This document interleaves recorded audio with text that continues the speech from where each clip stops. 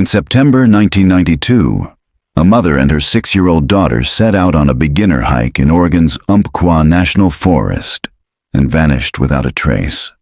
No signs of struggle, no final call, just 2 sets of bare footprints that stopped at the edge of the creek. 33 years later, a sealed section of the trail is reopened, and what they uncover beneath the creek bed rewrites everything we thought we knew about that day. This isn't just a disappearance. It's a memory the forest never let go. Subscribe for the full investigation. September 1st, 1992. Springfield, Oregon. Eva Raines woke before the alarm to a house that felt newly fragile, like a glass set too close to the counter's edge. In the kitchen's blue light, she laid out the last small things: 2 sandwiches in wax paper, a rattle flashlight, the folded topo map. The emergency whistle sat coiled beside it, cool against her palm the way metal is when it's waiting to be used. Down the hall, Violet slept sideways in Scooby-Doo pajamas, a stuffed raccoon hooked under her chin. Eva stood in the doorway and let herself look. "Road trip, little Finch," she whispered, and the words steadied her. By 7:15 a.m., the rust-red Subaru idled at the curb. The neighbor's porch light blinked on like a witness. Eva slid the map into the glove box over the envelope where the spare house keys lived, because that's where they always lived, and buckled Violet beside a small cooler. String cheese, baby carrots, 2 juice pouches. The sky had that pale, honest clarity that makes you think the day intends to behave. They rolled past the church with letters still clinging to a congregation that no longer met. Eva looked away without meaning to. Fleetwood Mac murmured low. Violet hummed and tapped her heels against the seat in a private metronome. At the edge of town pumps, Eva topped off the tank and checked the map by the open glove box. A green Subaru with tinted windows drifted under the far canopy, paused like it had forgotten something, then slid back to the road. When she looked again, it wasn't there. She told herself it hadn't mattered. Highway narrowed to 2-lane, then to shoulderless blacktop that made you drive like you owed the road respect. Pines gathered. Fog lifted in strips. "We'll be home by Friday," Eva said, mostly to hear it out loud. "You can tell Aunt Lorraine about the waterfall." "Will there be frogs?" Violet asked. "If we're quiet," Eva said. "Walk without waking the trees," Violet recited, pleased to get it right. "That's the trick," Eva said, and let the smile stay. By late morning, they climbed into hills where sun broke in cautious squares. The turn for Red Hawk came sudden. Hand-painted sign, gravel lot, a wooden map board fogged behind scratched plexiglass. Eva pulled in a little crooked, angled toward the trees. She cracked the passenger door for air while she reached for the day pack. Something soft slid with the shift and slipped off the bumper, a small blue rain jacket settling into needles. She meant to scoop it, and somehow didn't. "We'll grab that," she said to no one, as if speaking could pin the task to memory. They stood at the map. Family Friendly had been penciled in faded ink beside the red route line. 5 miles out and back, a shallow creek. A waterfall drawn like a fan. "Can I draw it?" Violet asked, the stub of a pencil peeking from the red pack's mouth. Violet was written in thick, smudged Sharpie on the strap, the way teachers liked things labeled. "After we see it," Eva said. "Draw what's real." 2 steps into the trees. Sound folded. Fern breath, insect stitch. The creek talking to itself somewhere ahead. Eva set a careful pace.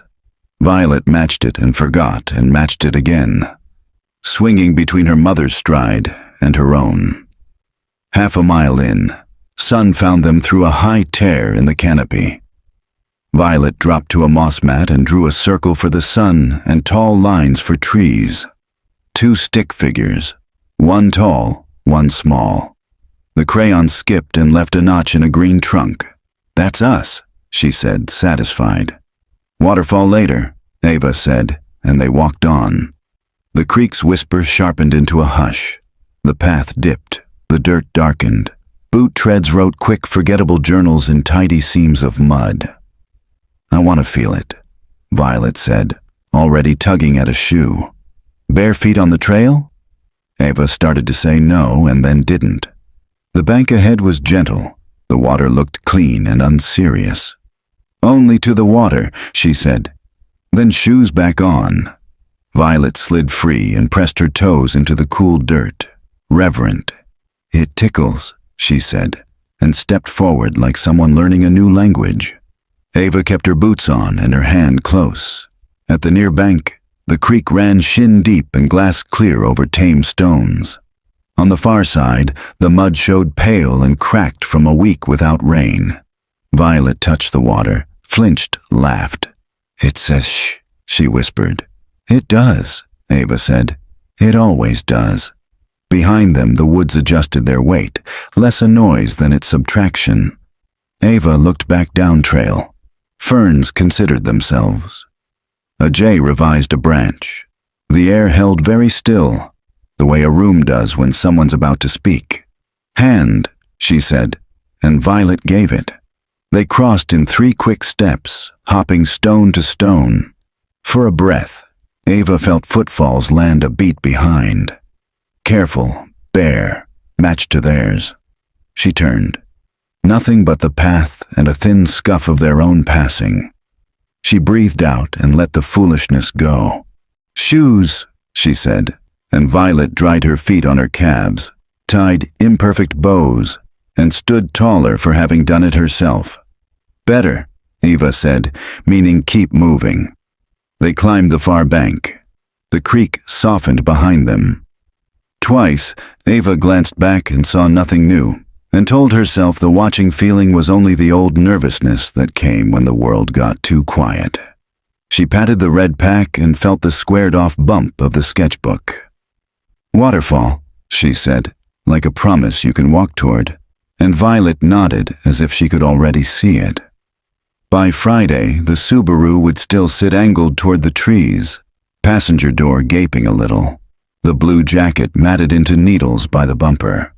2 sets of bare prints would show at the near bank, small ones unhurried and parallel, a larger set pressing deeper behind, and then nothing on the dry side but broken mud, and the feeling that the forest had taken a breath and kept it. But on Tuesday morning, mother and daughter stepped into the trees with the ordinary certainty that trails begin and end where maps say they do. The creek said shh. The woods listened, and the path took their weight as if it expected them. September 4th, 1992, Umpqua National Forest, Oregon. The gravel cracked under Deputy Colleen Marks's tires as she pulled into the near-empty trailhead parking lot. The morning air was sharp, pine-scented, and heavy with silence. Fog clung to the forest edge like smoke that never cleared. The sun was just beginning to break through the canopy, revealing a single vehicle parked at a crooked angle near the tree line, a rust-colored Subaru Loyal. Its passenger door hung open. That was the first bad sign. A child's rain jacket lay crumpled near the back wheel, half buried beneath a scatter of pine needles. Tiny, blue, plastic buttons shaped like flowers. The kind you only found on toddler clothes. Colleen cut the engine and stepped out. Her boots sank into the damp earth as she approached the vehicle, each step deliberate. Park Ranger Tommy Abel stood nearby, hands stuffed deep into his jacket pockets, face tight. "I didn't touch anything," he said. Colleen nodded and moved toward the open door. A red hiking backpack sat on the front seat, one strap twisted like someone had taken it off in a hurry. The name Violet was written in smudged Sharpie along the side. She popped the hatchback. Inside was a mix of camping gear, a rolled-up sleeping bag, half a box of juice boxes, a bag of peanut butter crackers, a flashlight with corroded batteries. "No signs of struggle," she muttered, scanning the interior. "The permit was for 2, Tommy said quietly behind her. Mother and daughter, Eva Raines, 35, Violet, 6. Colleen turned. How long overdue? They were supposed to come out yesterday morning. When the car was still here at sundown, we flagged it. This morning I came back and... He gestured to the open door. Colleen's gaze followed the dense tree line. The trail disappeared quickly into the woods, swallowed by shadows. Any chance they left the trail? Tried a different route out? Unlikely. It's single track up there, maybe 5 miles out and back. Family friendly. Colleen shut the hatchback. Let's walk it. The trailhead entrance was barely marked. Just a wooden post carved with the words Red Hawk Trail and a sun-bleached map behind plexiglass. A chill ran along the back of Colleen's neck as they crossed into the forest, swallowed quickly by the hush of trees. Pine needles softened their steps. No birds, no wind, just the faint trickle of water in the distance. About a mile in, they reached a creek no more than 3 feet wide, threading its way across the path. That's when Tommy stopped. There, he said, crouching low. Colleen knelt beside him, squinting at the muddy bank. 2 sets of footprints. Small ones, child-sized, parallel, like she'd been walking normally. Then, a larger set behind, following close. Also barefoot, pressed deeper. The tracks reached the water.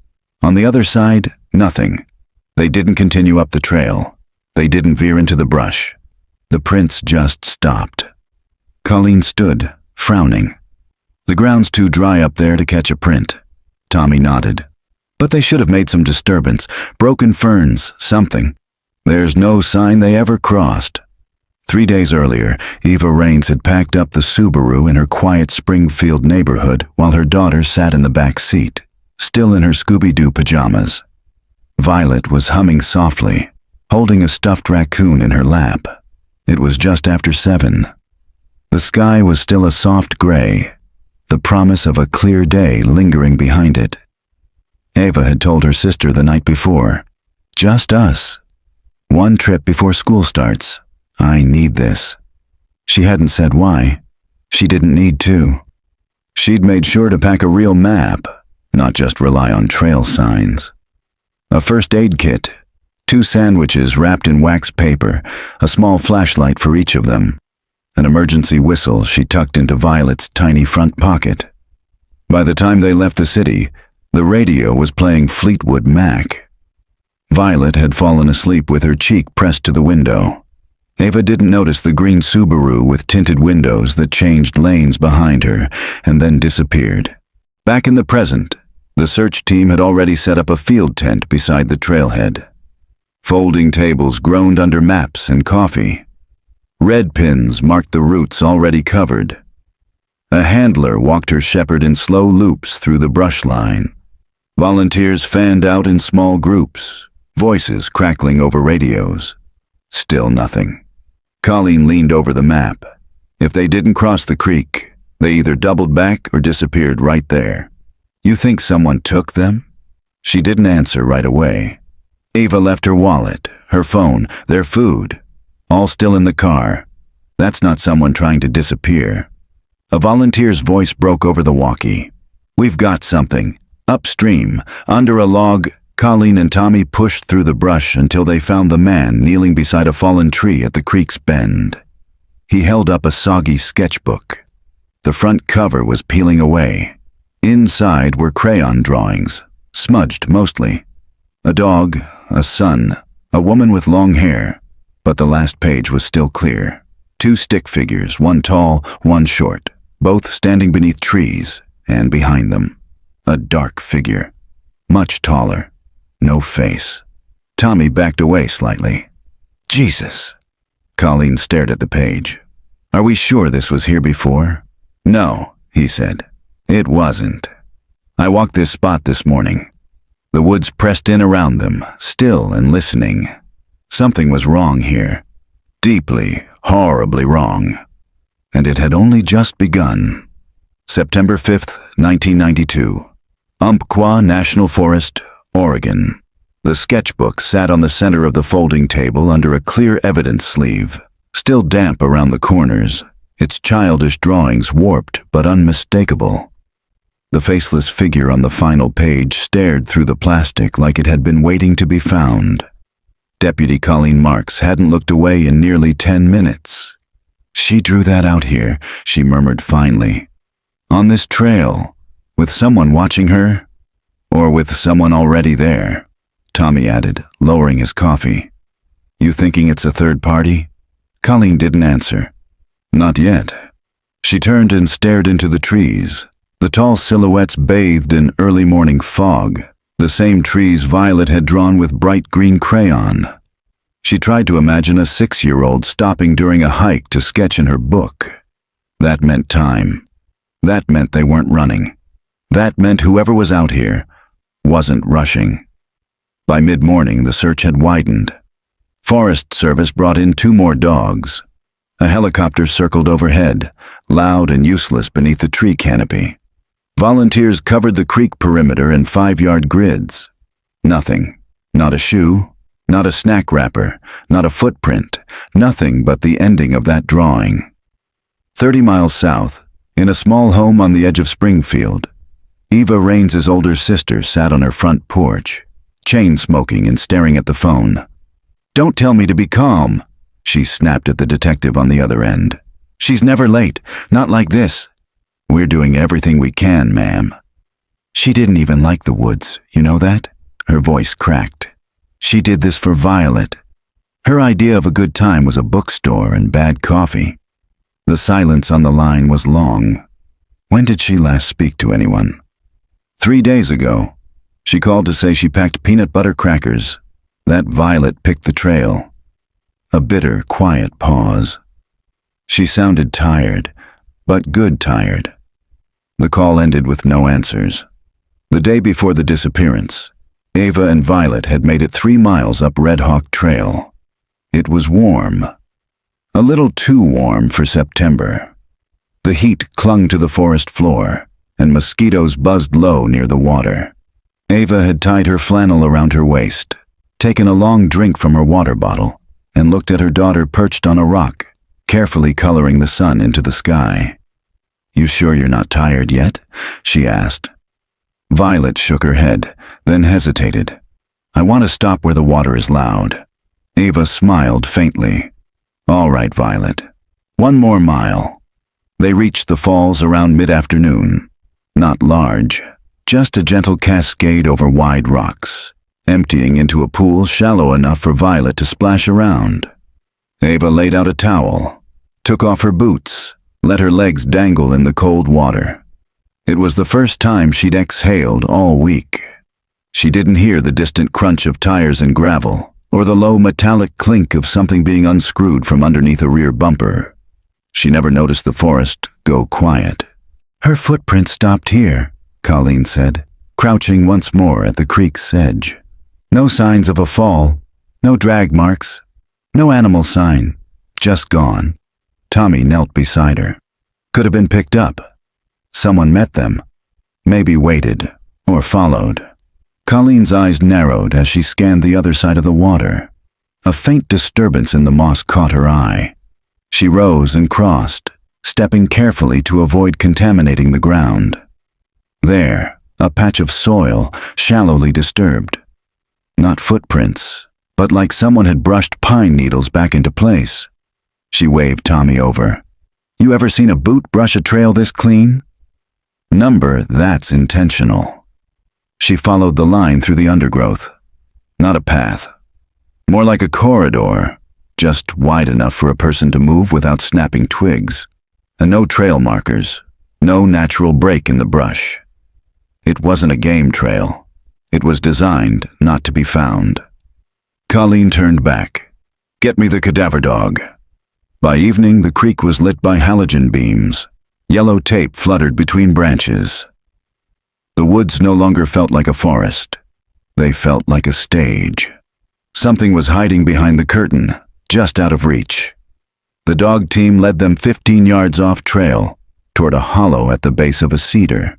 There, half buried beneath a layer of bark and rock, was a woolen hat, bright yellow, tiny, child-sized. Violet's name tag was sewn into the brim. Colleen held it in gloved hands. It was dry, placed recently.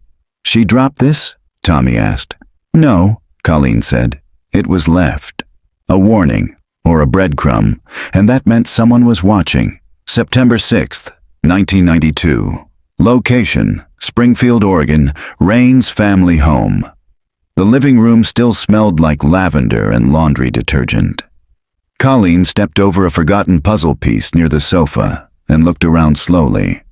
The bookshelf was alphabetized. The tea towels were folded in perfect thirds. Violet's pink canvas shoes were lined up neatly by the back door. It was the kind of house where things didn't go missing. She was meticulous, Ava's sister Lorraine said from the hallway, even as a kid. If Ava was 5 minutes late, something was wrong. So when I didn't hear from her Saturday night, she choked off. "I knew." Colleen nodded, silently taking it in. Lorraine led her to the fridge. "Look." On the calendar, September 4th was circled in violet crayon. Underneath, in crooked handwriting, "Hike W Mom, Waterfall." There were no markings after that day. By noon, Lorraine had given consent for a full forensic sweep of the house. Colleen walked through each room as if the walls could talk. Violet's bedroom was a kaleidoscope of butterflies and polka dots. Stuffed animals lined the windowsill like sentries. On her nightstand sat a tape recorder. Plastic, red, Fisher-Price. Well worn.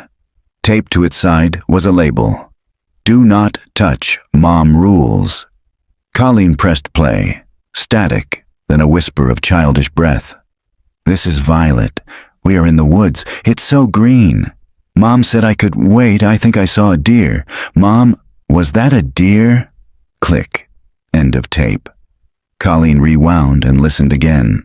The sound was peaceful, safe, but the background noise, barely audible, sounded like wind.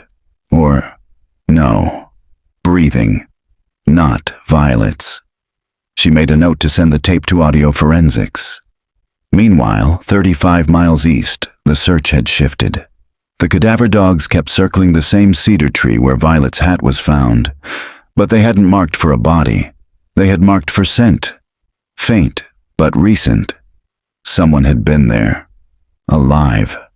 And they weren't anymore. A ranger named Donnie flagged Colleen down as she returned. "We found something else," he said, holding up a sealed evidence bag. Inside was a Polaroid, edges curled, colors faded. 2 figures stood beside a waterfall. One was a small child in yellow. The other, heavily shadowed, back turned to the camera. This was tucked in the hollow under a flat stone.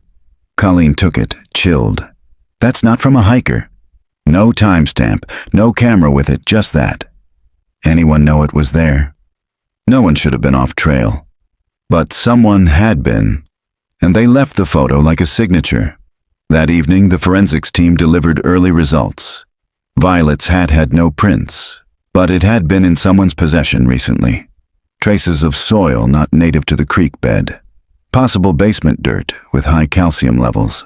Urban or suburban origin. "Could have been transported," Colleen muttered. "Brought back. Like staging?" Tommy asked. "Or ritual." She hated saying the word out loud. Hated that it fit. 2 days later, a maintenance worker clearing storm debris along Old Highway 58 spotted something odd in the ditch. A canvas strap, frayed and sun-bleached. He tugged it free, and out came a child's backpack. Purple, Minnie Mouse, stuffed with granola wrappers, a water bottle, and one single item that didn't belong, a set of car keys. When Colleen examined them, her stomach dropped. The tag read, "Rain's Subaru. Copy, do not duplicate." Back at the family home, Lorraine confirmed Eva had brought only one set. "That's not possible," she whispered, staring at the keys on the table. "That's the backup. I keep that here, in the kitchen drawer." "Anyone else know about it?" She shook her head. "Nobody, except Eva." Could Violet have taken them? No, she didn't even know where they were.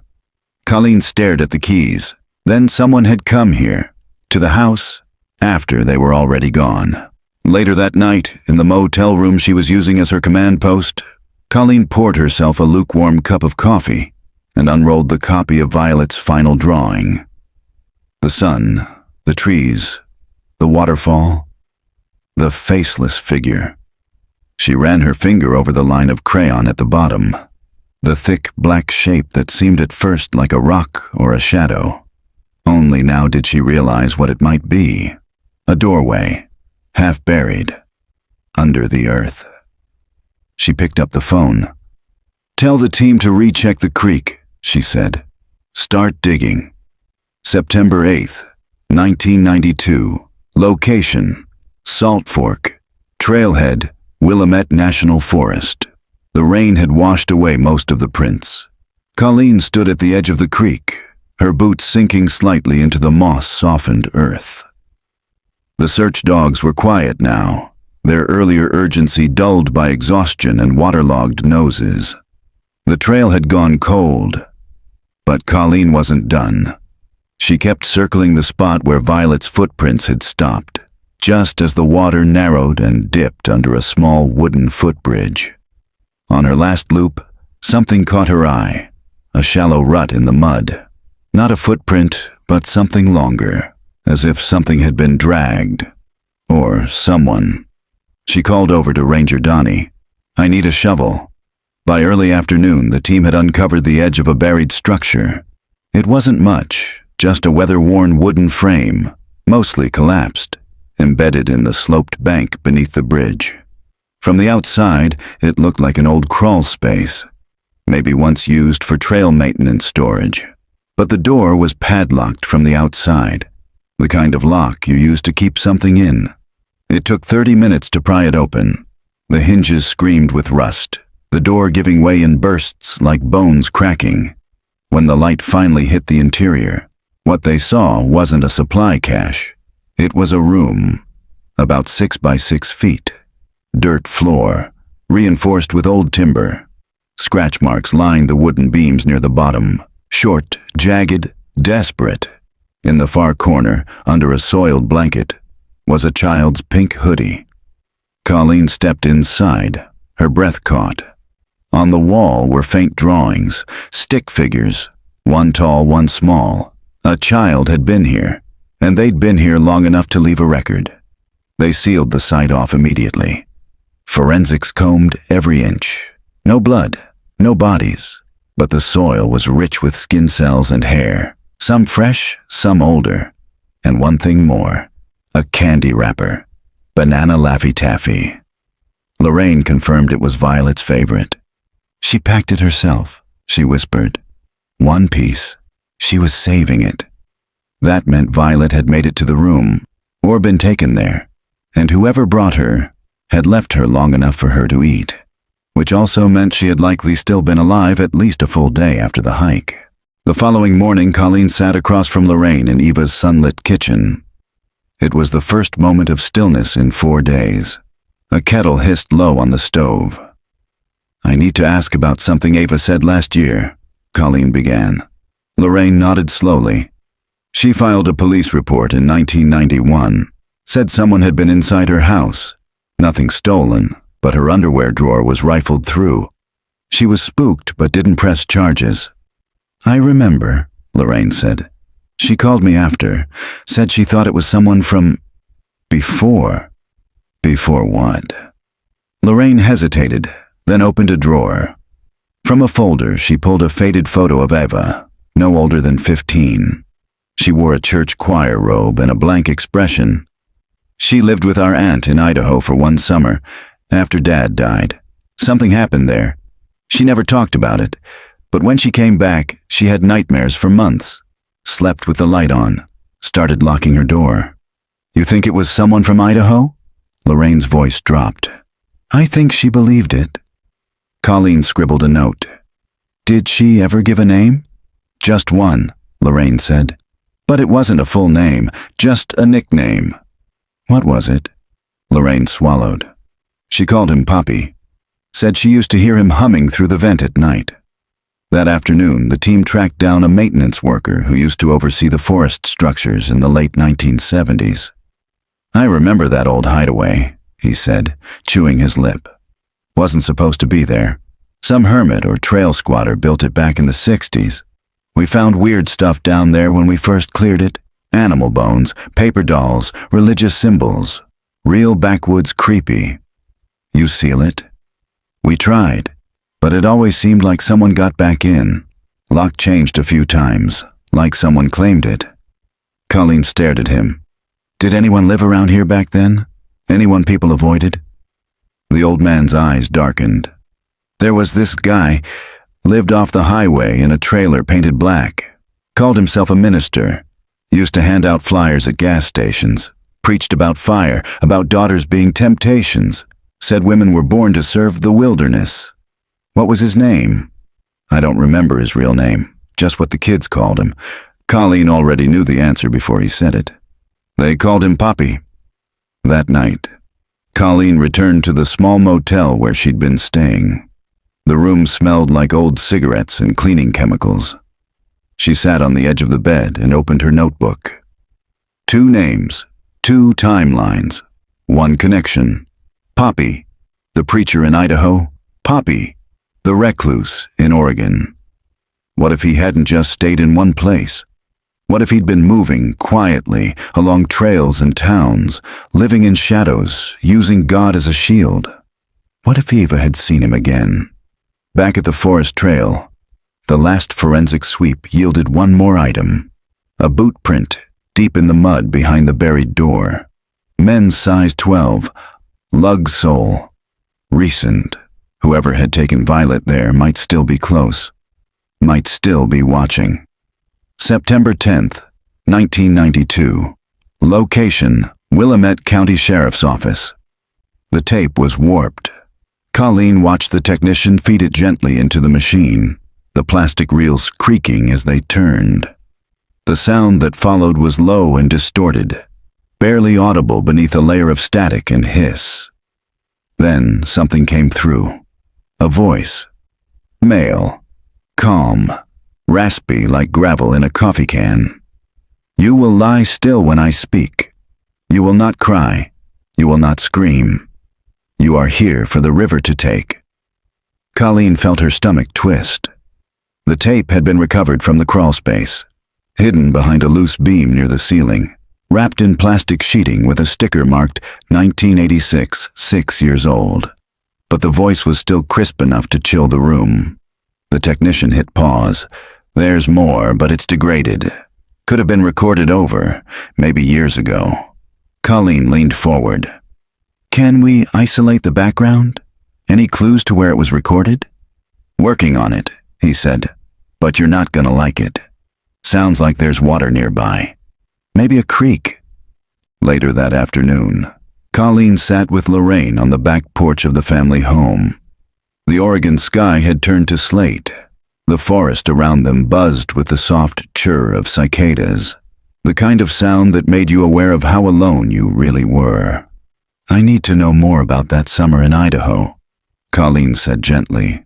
Lorraine nodded. "Eva went there in 77. Our aunt, Roseanne, lived in a farmhouse outside of Priest River. She was strict, church 5 days a week, always burning incense, always quoting Revelation. She sent Eva there as punishment." "Not exactly. More like damage control. Eva started acting out after Dad died. Wouldn't talk, wouldn't eat. Aunt Roseanne believed in deliverance, not therapy." Colleen flipped her notebook open. "Did Eva ever mention anything specific that happened in that house?" Lorraine hesitated.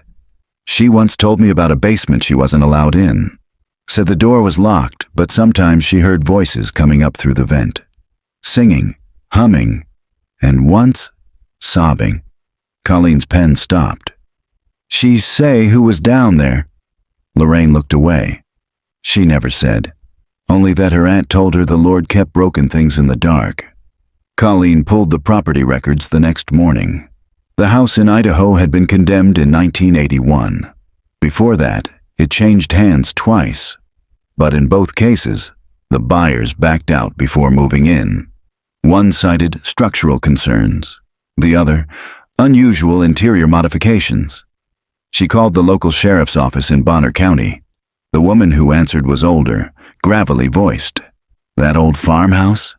We've had stories about it for decades," she said. "Teenagers used to dare each other to break in, said they heard crying from the vents. Anyone ever report actual abuse?" The woman sighed. "There was a complaint in '78. Local girl went missing. Showed up a week later with bruises and a shaved head. Said she'd run away, but wouldn't talk. Name was Ellie Stroud." Colleen's hand froze over the notepad. "Did she mention who hurt her?" "She didn't, but I remember this. When asked where she'd been, she just kept saying, 'The basement with the river voice.'" That evening, Colleen drove to the edge of town to visit an old contact. Travis Bloom, a former survivalist who now lived in a cabin with more ham radios than furniture. "You said something about weird religious symbols?"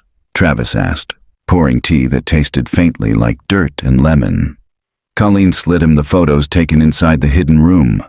Symbols carved into the timber, a stick figure with antlers, a triangle over an eye, a set of vertical lines grouped in sevens. Travis squinted. "That's backwoods theology. Not Christian, not pagan either, somewhere in between." "What do they mean?" "The lines. That's a counting system, probably days. The antlers? That's protection. But the triangle?" He tapped it, then looked up. "That means watchfulness. It's a warning to others. Someone thought they were keeping something evil inside that room." Colleen leaned back. "Or someone." At 10:42 p.m., Colleen's pager went off. They'd found a new clue, this time farther from the creek, nearly a mile upstream. A hiker's dog had unearthed it while digging beneath a hollowed tree. She arrived just after midnight. The item was bagged already. A child's sock, white with pink trim, stained with something that looked like clay. And something else too. A single strand of hair. Long, blonde, violet, and next to the sock, buried deeper in the hollow, was a tiny wooden figure.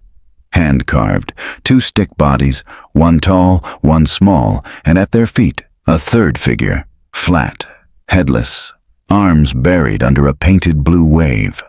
Colleen stared at it. They were no longer looking for a trail. They were chasing a story written in ritual. Back at the motel, she pinned the carved figure on the wall above her map. Beneath it, she added a note in sharp black ink. He knew her name. He made her into a parable. She didn't know what was coming next, but she could feel it gathering, like thunder behind the trees. September 12th, 1992. Location: Willamette County Historical Archives. The old record smelled like mildew and silence. Colleen flipped carefully through the brittle pages, the kind that crumbled if you exhaled too hard. Newspaper clippings, missing child reports, parish newsletters from churches that no longer existed. She was looking for a pattern, a shape behind the chaos, and it was starting to form. Between 1969 and 1989, 5 children had vanished within a 100-mile radius of Willamette County. All disappeared during hiking or camping trips, all between the ages of 4 and 7, all with mothers who reported hearing strange voices before they went missing. Colleen circled the name on one article. Hannah Bell, age 6, vanished in 1971 during a Pentecostal church retreat in Sweet Home. Her mother claimed to hear a man whispering scripture from the trees. "I heard him say, 'She walks with the unclean now. Let the river cleanse.'" Colleen stared at that quote for a long time, because Lorraine had mentioned something almost identical. Ava's mutterings after she returned from Idaho. She kept saying, "The river cleans them. The river makes them quiet."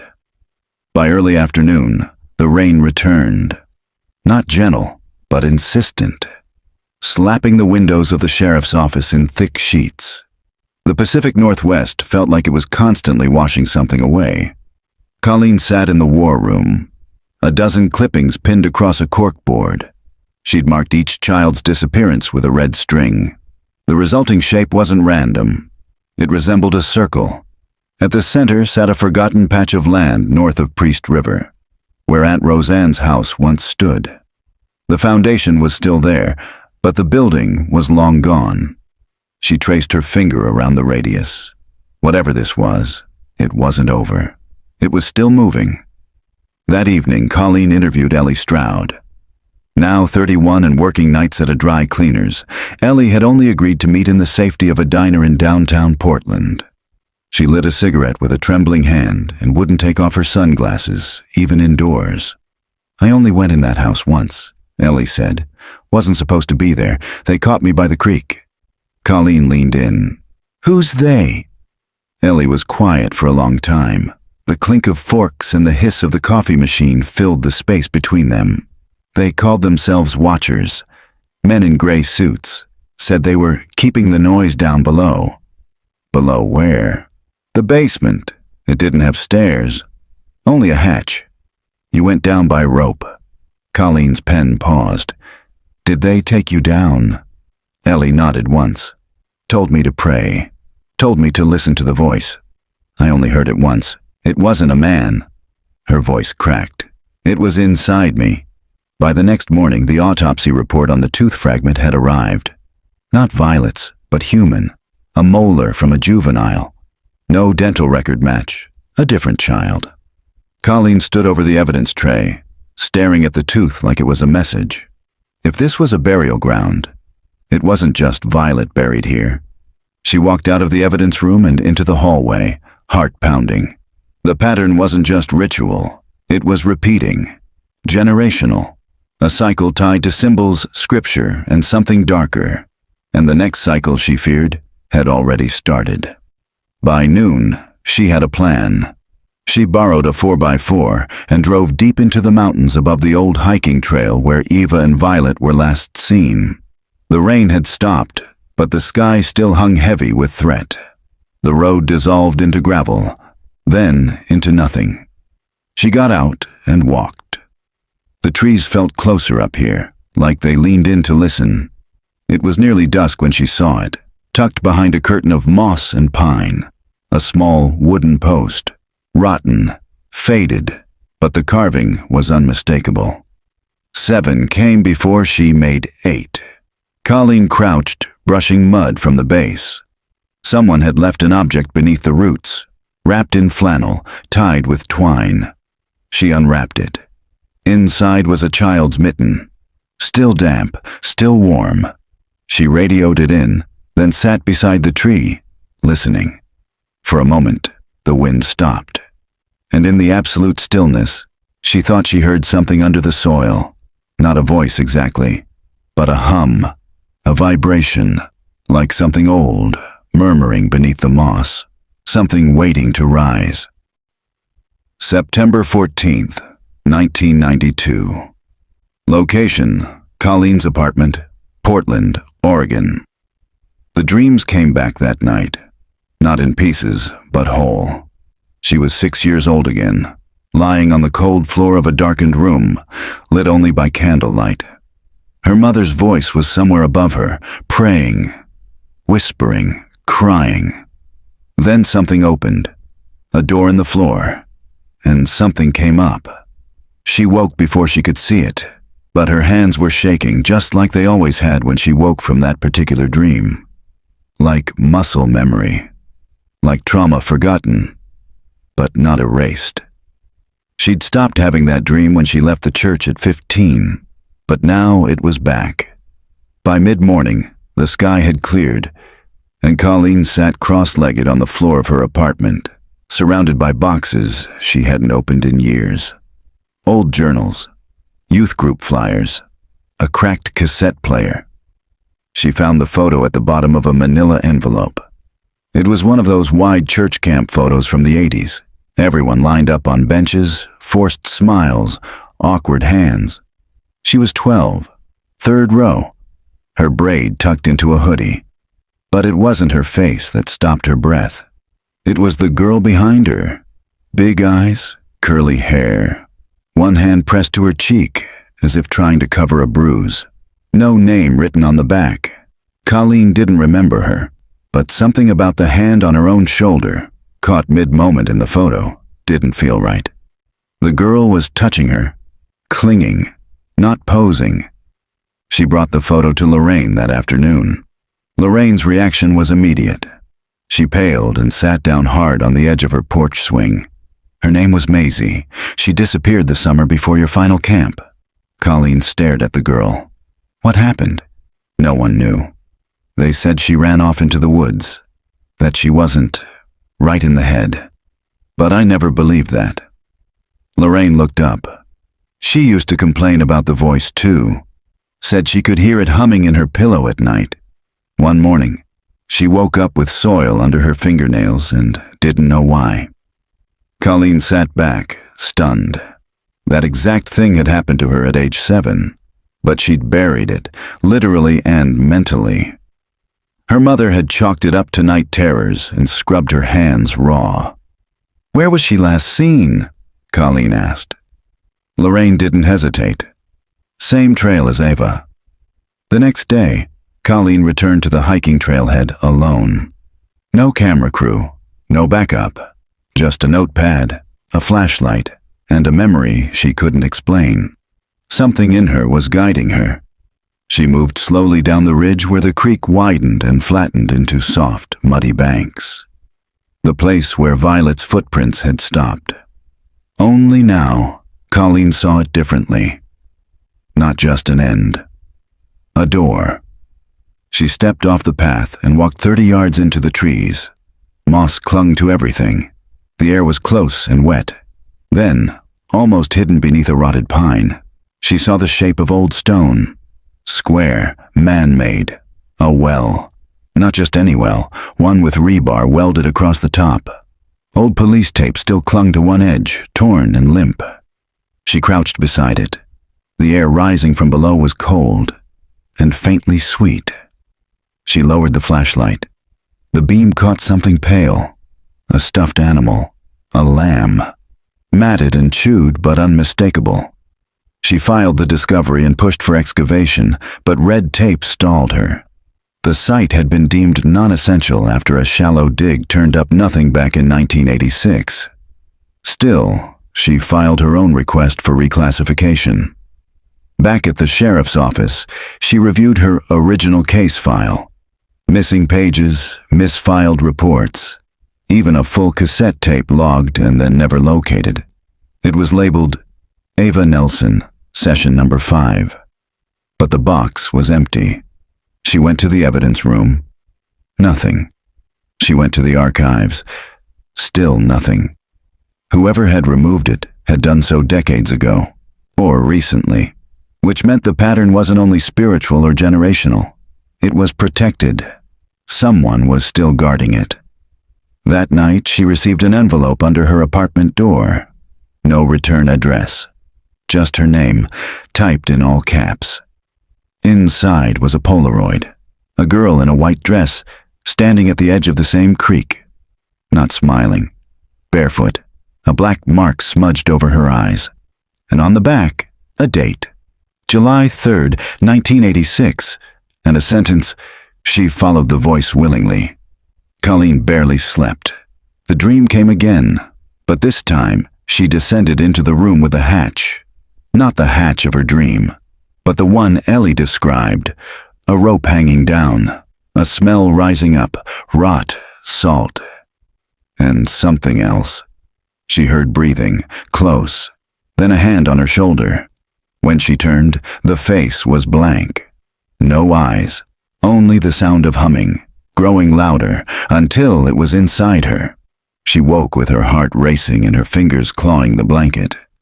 She looked at her hands. They were covered in dirt. Again. Just like when she was 7. Just like Maisie. September 16th, 1992. Location, Deschutes County Library, Oregon.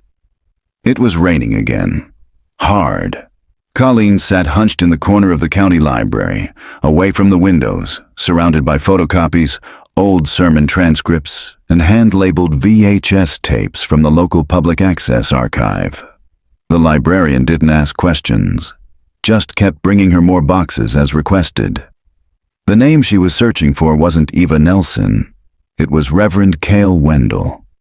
He was the founder of the Old Spirit Promise congregation, the one her mother had joined when Colleen was a toddler. The same church that had merged with a larger Pentecostal group in the mid-1980s after several child disappearances drew state scrutiny. But something deeper was buried beneath the public story. A pamphlet, water-stained and badly copied, was clipped to the back of one 1983 file. Promise through obedience, a doctrine of separation.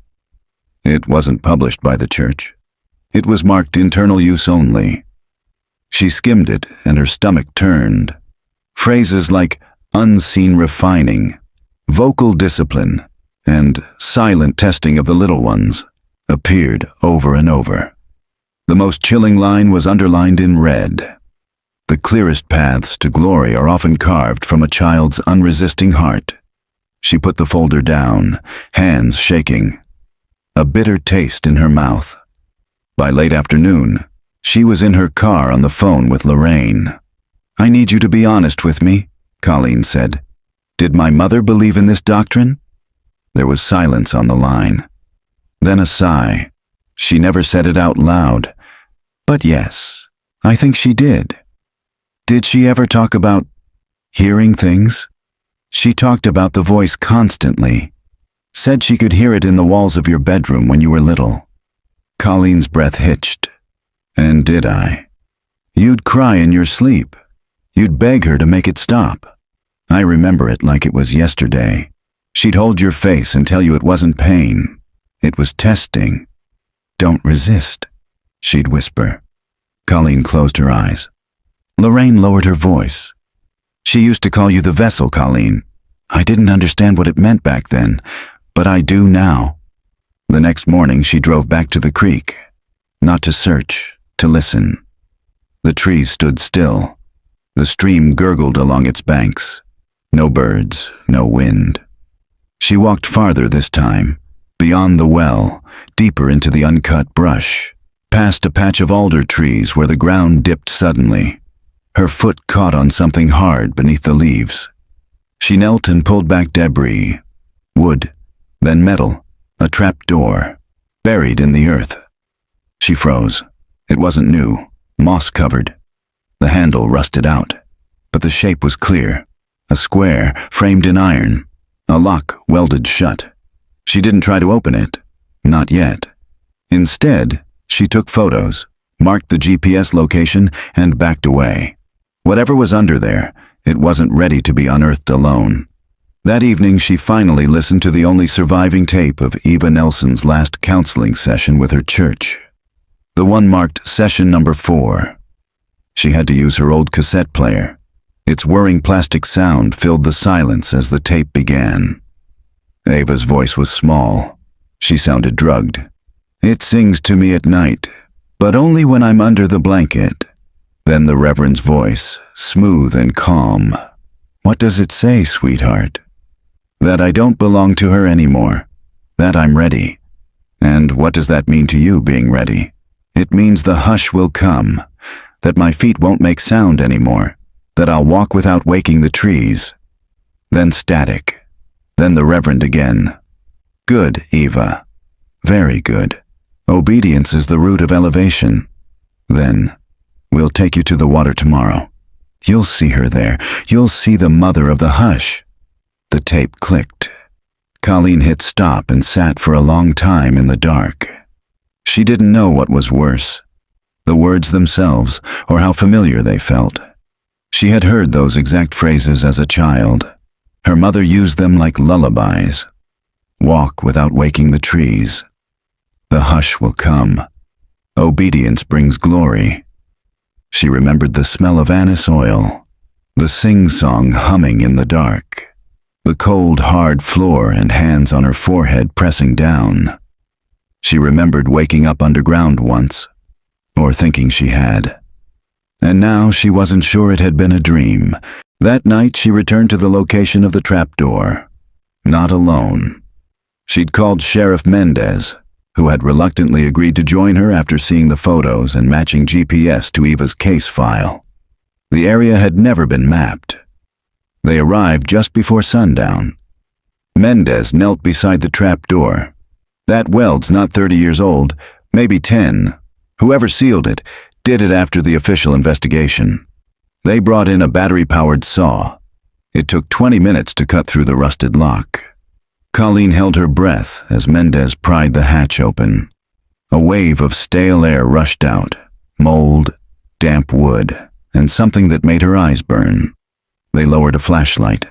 A ladder descended into darkness. Carved into the wood, just below the hatch, only the obedient return. Mendez called for backup. Colleen didn't wait.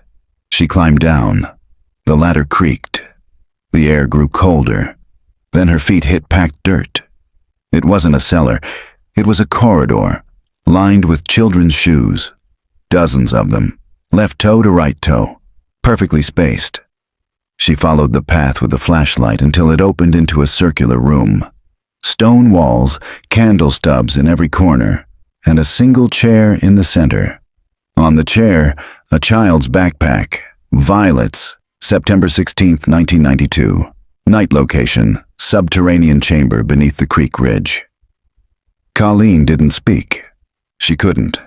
She stood in the doorway of the stone chamber, breath shallow, fingers clenched tight around the flashlight. The walls were smooth but darkened with smoke. Crude etchings covered them. Crosses turned upside down, stick figures with hollow eyes, spirals that looped inward with no clear end. The candles, at least 30 of them, had been burned down to wax puddles. Some were red, some black. But her eyes kept returning to the chair, to the backpack, to the faded purple zipper, partially open. Violet's name tag still attached. Sheriff Mendez crouched beside it, gloved hands steady. He unzipped it slowly. Inside, a juice box, moldy and collapsed. A granola bar in a half-torn wrapper. A plush rabbit with one eye missing. A small folded piece of paper. He held it up. It was a crayon drawing. A woman, tall and thin, with arms too long. Her mouth was open, screaming. Her eyes were scribbled out. Beneath the figure, in red letters, "She comes through the water." Backup arrived 20 minutes later. 2 deputies, flashlights, gear bags, and a portable generator to light the room. No one wanted to touch the shoes. They lined the walls of the passageway like an audience. All sizes, all children's. Some fresh, others cracked with age. All placed deliberately. Not discarded, arranged. The team split up. Mendez stayed with Colleen, inspecting the walls and etchings. One deputy examined the ladder shaft. Another discovered a second tunnel, narrow and sloped downward, blocked by a chain. What the hell was this place? Mendez muttered. Colleen didn't answer. Her eyes had locked onto something in the far corner. A small wooden box, hand-carved. On its lid, in crooked lettering, "Obedience Tithes." Inside were teeth. Children's teeth. Dozens of them. Filed, sorted, some wrapped in muslin. One even tagged with a date. May 11th, 1984. Mendez cursed under his breath. "We need forensics, now!" But Colleen didn't move. Because she remembered that date. It was the day her mother made her swallow something bitter before sending her to the hush room. She had vomited afterward. Her gums had bled. When the state forensic team arrived just after midnight, the mood in the chamber changed. The deputies fell quiet. The scientists spoke in hushed tones. They took photos, measured wall distances, removed the backpack and the box of teeth. It would take days to process everything, but Mendez already knew what it was. "It's a ritual chamber," he said. "Religious psychosis, child indoctrination, probably abuse, maybe worse." But Colleen wasn't convinced this was just about doctrine. The signs pointed to practice, repetition, and the drawings weren't metaphors. Back at her cabin, Long past 3 a.m. Colleen couldn't sleep. The image of that underground room pulsed behind her eyes. The way the shoes faced outward. The whisper she swore she heard behind her when the hatch first opened, like someone exhaling through their teeth. She started taping her own recollections. Voice journal. She pressed record. I remember being in the dark, a lot. My mom called it reflection time, but I think it was something else. I remember hearing water through the walls and footsteps overhead, always overhead. One time, I woke up with my socks wet and leaves in my hair. I must have been sleepwalking, but the door was locked. I told her. She said I was dreaming, but I wasn't. She stopped the tape. Listened to the playback. Near the end, barely audible, was a second voice. Not hers. A breathy whisper. Don't wake the trees. Colleen dropped the recorder. She returned to the church the next morning. The old one. Spirit Promise's original structure, now long abandoned. She had to break in through a side window. Dust hung in the air like spores. Pews overturned, cobwebs connecting rafters, hymnals rotting on the floor. She didn't know what she was looking for until she saw it. The baptismal. It was dry, cracked, layered in soot. But the drain was open, revealing a concrete pipe beneath. It wasn't for plumbing. It was a tunnel, a child-sized one. She knelt, shined her flashlight in, and saw what looked like drag marks on the inside edge of the concrete. And something else, etched along the inner curve. The hush begins in water. Only the clean are chosen. She pulled back, heart pounding. Sheriff Mendez met her at the property an hour later. She showed him everything. They agreed to call in ground-penetrating radar for the church floor and surrounding yard. But he didn't hide his worry. If what you're saying is true, this wasn't just some fringe church. This was a system, with infrastructure, tunnels, rooms, chains, ritual objects. And victims, Colleen said. Violet's backpack proves that. Mendez nodded. I think it's bigger than just her. That night, Colleen dreamed of the creek again. Only this time, she wasn't alone. She was underground, barefoot, in a corridor lined with shoes. A light flickered behind her. A sound like humming came from the far end. And then she saw her. Violet. Standing with her back to Colleen, holding the plush rabbit. She turned slowly. Her eyes were blacked out. When she opened her mouth, the sound that came out wasn't a scream. It was water, rushing, choking, flooding the chamber. Colleen jolted awake, gasping for air. The tape recorder was still on, and someone had spoken into it again. You're almost ready, Vessel. September 17th, 1992. Afternoon location, Creek Ridge. Spirit Promise Grounds. Colleen stood beside the baptismal, waiting for the sound of the generator to kick in. The GPR crew had arrived with radar units and composite sensors. 4 technicians, 2 deputies, and Sheriff Mendez were already mapping a grid across the cracked sanctuary floor. Outside, yellow tape flapped in the wind. The church smelled like mold and dead insects. Decades of silence pressed against the rotted walls. But what Colleen felt wasn't fear. It was recognition. Like a song she'd forgotten but still knew the tune to. Her boots scuffed the concrete where the baptismal pipe fed beneath the altar. And that's where the first anomaly appeared. It took 20 minutes of scanning before the technician flagged something. Subsurface cavity, roughly 4 feet deep, irregular perimeter. Could be natural, but shape's too clean. Mendez crouched beside the monitor. Could be a crawl space? The tech hesitated. Possibly, but something's been added. I'm reading voids and metal, like hinges. A door, hidden under the altar. The crew brought in chisels and a concrete saw. The air turned chalky with dust. They cut through the top layer and lifted the slab. Underneath, a wooden hatch sealed with rusted bolts. The same design as the one by the creek. Mendez pried it open.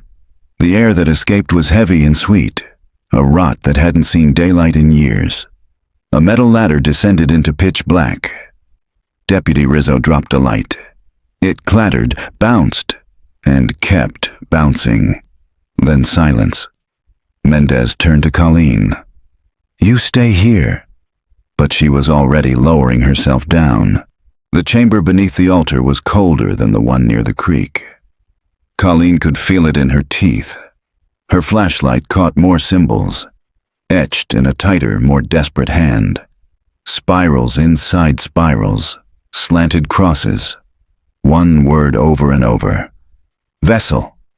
Then she saw the wall of drawings. Pages tacked in crooked rows. Children's drawings, dozens of them. Some were of trees, others of fire, or a black sun with tendrils. But in the center of nearly every picture was the woman, tall, thin, faceless, with hands that reached the ground. In one drawing she had snakes for hair.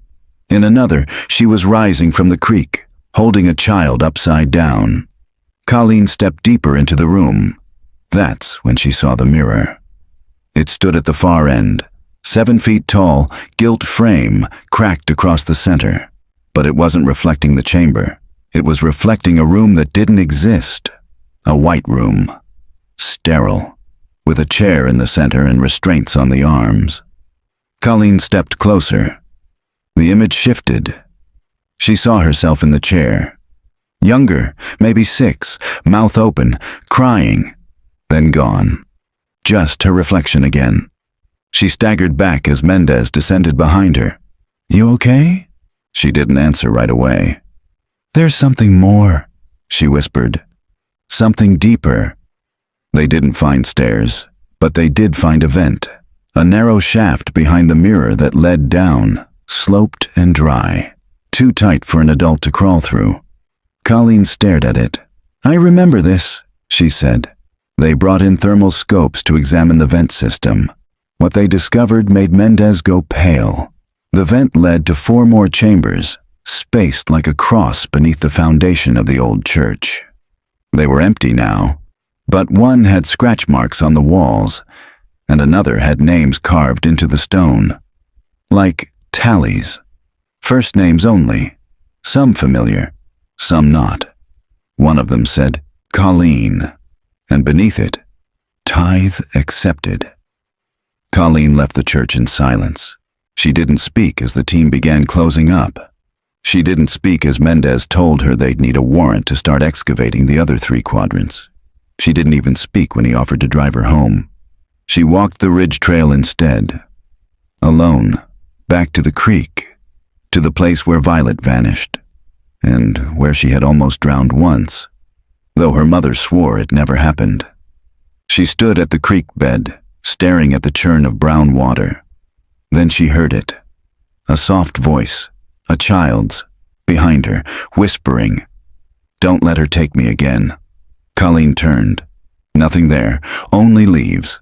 But her arms broke out in goose flesh, because the voice hadn't come from behind her. It had come from inside her own mouth. That night she opened the locked chest at the back of her cabin closet.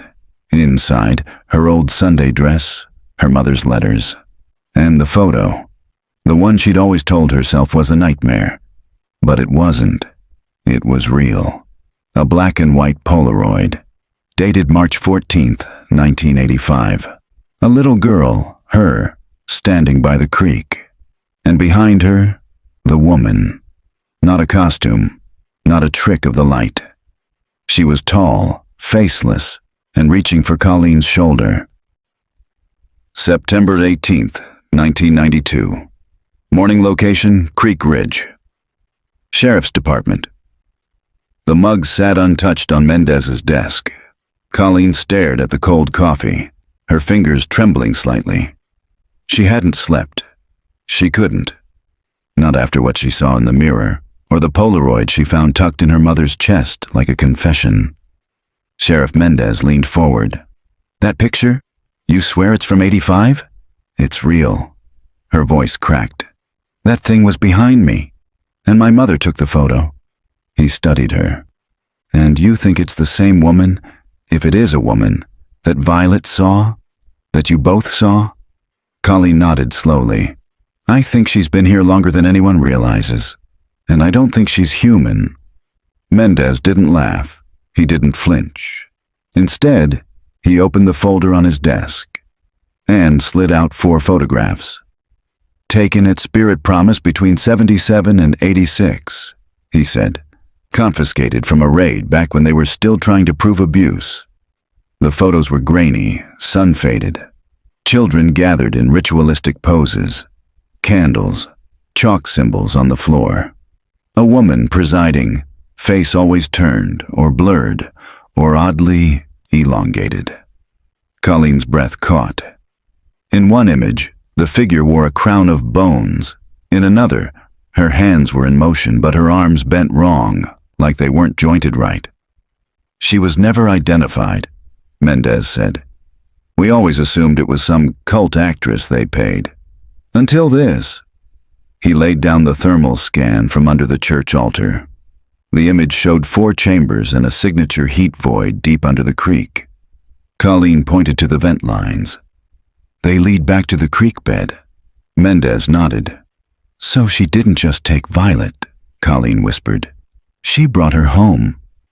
Later that afternoon, Colleen walked the river trail behind the sheriff's station, trailing the same route her mother once forced her to memorize as a child. Each time she blinked, the image of the woman loomed behind her eyes, taller than the trees, faceless and flickering like a mirage. She paused near the old stone footbridge. Someone else was there, a girl, maybe 10 years old, kneeling in the tall grass. Violet? The girl turned. It wasn't her, but her face. It moved wrong, not distorted. More like unfinished, like someone trying to remember what a little girl was supposed to look like but hadn't quite figured it out. The girl tilted her head, then smiled. Too wide, too still. Colleen stumbled back. The girl opened her mouth and mimicked her voice. Don't let her take me again. And vanished. That night, Mendez drove Colleen to the county archive warehouse just outside town. He had a theory. One rooted not in ghosts or myths, but in patterns. I want to show you something, he said, flipping open a decades-old record book. Child disappearances, not just here, all over the northern counties. He ran his finger down the entries. 1,971, 1,972, 1,973, 1,974, 1,975, 1,976. Each case involved a girl aged between 4 and 10. Each one vanished near a creek, a ridge, or woods. Each within walking distance of a religious property, abandoned or active. It's every 6 or 7 years, Mendez said. Some gap longer, some shorter. But it's always a girl, always alone, and the body is never found. Colleen's stomach nodded. A ritual. Or a tithe, he said. They traced property records for Spirit Promise. One parcel, in particular, caught Colleen's eye. It wasn't the sanctuary or the cabins. It was the field west of the compound, the one where wildflowers grew in perfect, unnatural rings. Mendez tapped it. No building was ever recorded there. Colleen shook her head. That's not true. My mother brought me there once. She called it the waiting room, said if I ever forgot who I was, I had to sit still and wait until the woman came. The woman? She called her Mother Creek. By dawn, they were back at the site. The field was empty, the soil soft. But beneath the tallest circle of bluebells, the GPR buzzed with activity. 3 feet down, a large, hollow chamber, metal-lined, rectangular. Another hatch, but this one had been welded shut. It took hours to cut through. Inside, a cylindrical room with no windows. 4 chairs, no lights, no toys. Just a floor drain and chains on the walls, and one small blood-stained slipper, size 3T. The tag still legible, property of Violet Rose Abbott. Colleen turned away and vomited. But what chilled her more was the inscription etched into the wall, behind the third chair. The vessel must not speak. Back at her cabin, Colleen pored over her mother's old journals. Half of them burned at the edges, the rest nearly illegible. But one entry stood out. March 12th, 1985. She's begun seeing the woman again. I warned her not to speak. If she tells anyone, the promise breaks. I can't lose another one to the water. The creek already took the first. I won't give her the second. Another. March 14th, 1985. Took the photo she doesn't remember. Good. We offer in silence. Colleen dropped the journal. Her mother hadn't just let her be taken. She'd offered her. Outside, the sky churned with clouds. Thunder rolled over the ridge. Colleen looked out the window and saw a figure standing at the edge of the woods, motionless, faceless, not tall like before, but wearing a child's dress, the same dress Violet wore when she disappeared. And next to her, the woman, Mother Creek. Only this time she wasn't flickering. She was real, solid, and smiling. September 19th, 1992. Nightfall location, Spirit Promise Field. Hatch. The door groaned open. Mendez held the flashlight steady as Colleen descended into the second chamber beneath the field. The air was thicker here, damp, metallic, tinged with rot and something older. The floor was concrete, circular. Not a cell this time. An altar, dead center. Chains hung from the rafters like veins. A metal table stood to one side, covered in cloth that hadn't been touched in decades. Bones littered the corners. Small ones.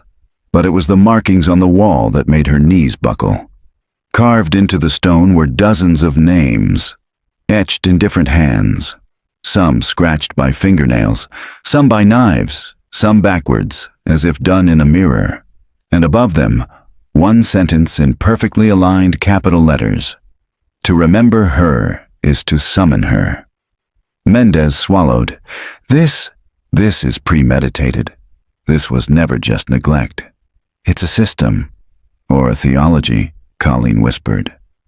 On the far wall, a mural was painted in crude red. A woman's silhouette towering above a row of children.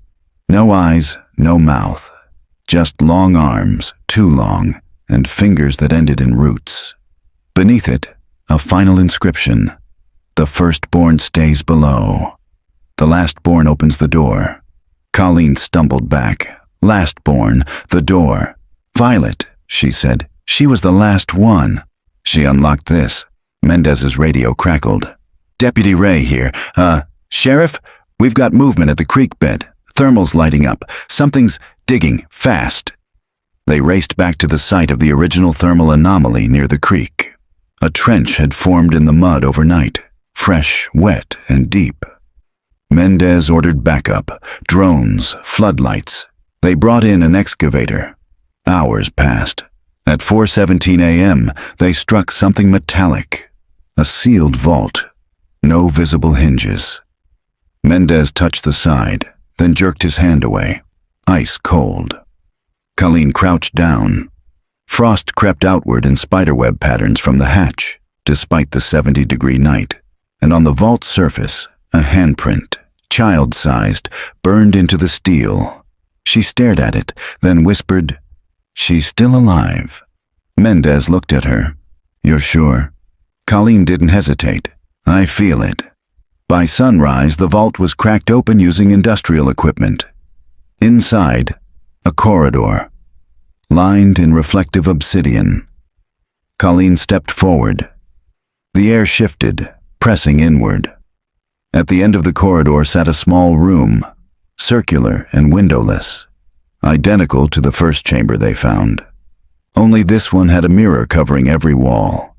In the center, Violet, unmoving, eyes closed, sitting in a chair bolted to the floor. But when Colleen touched her arm, Violet's eyes snapped open, and she screamed. The sound wasn't human. It came in waves, shrill, overlapping, layered, like multiple voices collapsing through her throat. The mirrors rippled. Then Violet stopped. Her eyes rolled back, and a voice came out that was not Violet's. "She gave you once, and we returned her broken. You came again, but now the trait is yours." Colleen staggered back. No, I didn't offer anything." "But you remembered." All around her, the mirrors began to shimmer with images, flickering memories. Her mother leading her into the creek. The photo. The woman standing behind her in the mirror. The dreams, the bleeding feet. Her reflection twisted. Not just distorted, but multiplied. 10, 20, 30 Colleens, each a little off. And then the original Violet stood in one of the mirrors, smiling, mouth sewn shut. Mendez grabbed her arm.